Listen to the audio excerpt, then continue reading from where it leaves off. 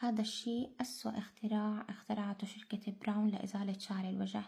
أنا استعملته لهلأ بس مرتين. شفت كتير على السوشيال ميديا عم يحكوا عليه إنه جنتل وما بيعمل أي مشاكل أو تهيج في البشرة وإنه أحسن من الشفرة، فروحت جبته واستعملته مثل ما قلت بس مرتين. أول مرة فكرت إنه المشكلة مني، لما استعملته ما كنت أضغط كتير على الوجه، ومع هيك بعد ما غسلت وجهي برد.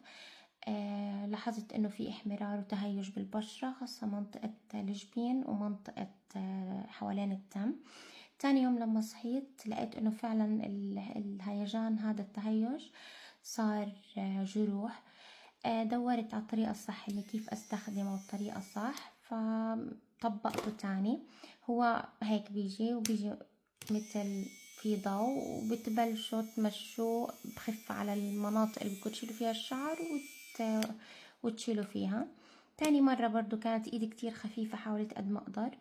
والمشكلة كمان فيه انه اذا حتى كتير خففتوا ايدكم ما بيعود يشيل، يعني لازم تضغطوا شوي برضو لا يقدر يشيل يلا شعره. فتاني مرة عمل لي تشوه اكتر كمان من المرة الاولى. والله قعدت اسبوع كامل احاول اني اعالج حاجز البشرة تبعي. يعني لما كنت استخدم الشفرة كان يطلع لي بس يومين حبوب تحت الجلد خفيفة وخلص ما يصير اي جروح.